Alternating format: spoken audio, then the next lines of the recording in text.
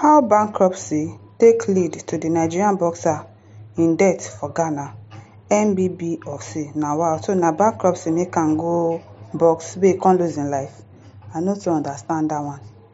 The Nigerian Boxing Board of Control say boxer Segun Success Olanrewaju, who die for Accra, Ghana on Saturday, e say dem no grant am approval for the fatal bout after im initial fight scheduled for Friday wey dem cancel after dem say im dey overweight.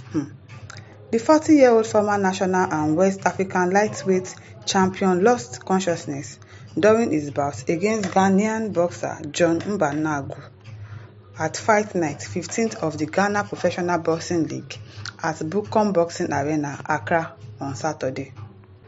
The Punch tok say Olanrewaju, wey dey lead for points before the tragic incident occur, dey scheduled for 8-round light heavyweight contest against Mbanagu, also known as John Power, who dey hold the record for 12 wins, 1 loss and 1 draw with 12 knockouts. He say e only take few seconds for the officials and the fans at the Bukom Boxing Arena to know say something dey seriously wrong with Olanrewaju. He say Olanrewaju don blow the opponent he don blow the opponent before Mbanagu responded with right hand to Nigerian's face. He don punch the guy 2 times, but the punching dey weak. Before im opponent come punch am again with the right hand. Say after brief impasse between both men, the Nigerian boxer stagger backward, im fall against the rope and im collapse to the disbelief of im fans.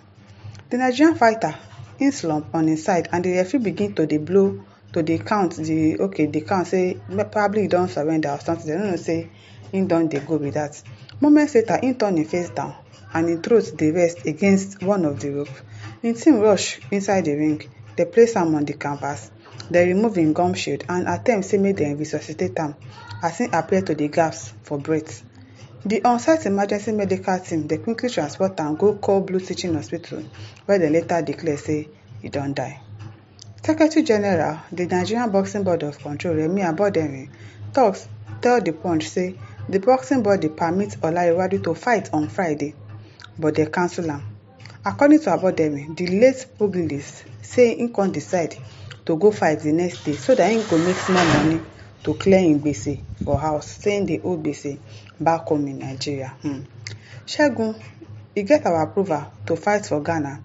The fight wey dem propose to take place on Friday, unfortunately dem no weigh am in. Dem weigh am in on Thursday and dem see say im dey overweight. And dem tell the person im wan fight to say maybe e no go fit fight for that day. They come tell am they would increase his purse with another $500, which he said it was too small, and due to that, agreement no come dey. Abodere further reveal say another Nigerian fight that Friday night. For Saturday morning, dem dey come back Lagos. They don even comot for Accra. And dem don dey Aflao border when Segun talks to the coach say the coach wey be Dino Alamu say im no go fit return back to Nigeria. Say im comot for Nigeria because im no get money and im get plenty gbese wey e wan pay, so im need money. E wan call the Ghanaians and see if another fight dey come up, and dem tell am say if he ready to collect the additional $500 wey dem discuss before, because if he say e no go pay am if he return back to Nigeria without any money. So they call the matchmaker who inform them say there go be fight on Saturday night and dem fit put am for that fight for Saturday, but we no give am approval for that one. And this na where the GBA, Ghana Boxing Association, where they do batting, say so he turn back and he go back Ghana because he need the money. He owe a lot of people gbese. The NBBOC secretary Adam.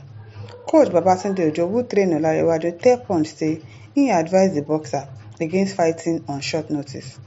Olanrewaju tell me say dem give am fight last week. After he inform me, I tell am the fight e too dey on short notice. You no dey train and you wan go, you no fit go. Leave this fight for a better offer, Ojo tell Punch. He first tell me say the fight na April 1st, but he later come call me later say the fight no be April 1st again, say na March 29.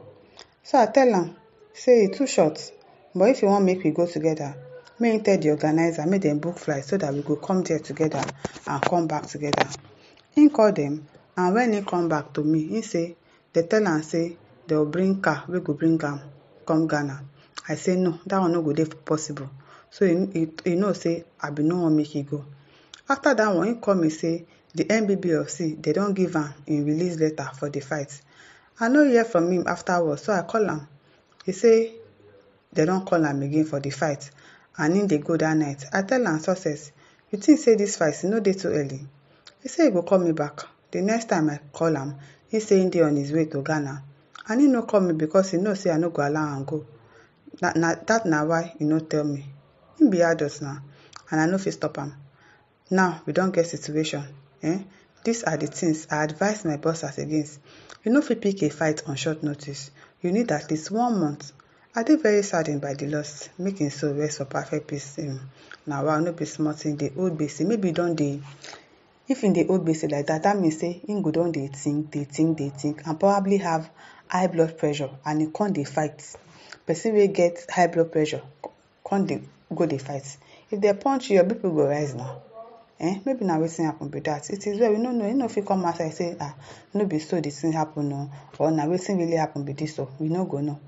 Because the dead person no fit defend himself. No matter wetin happen, may so rest in perfect peace. My people, how una see am? Make una no forget to like, to share and subscribe. Bye bye.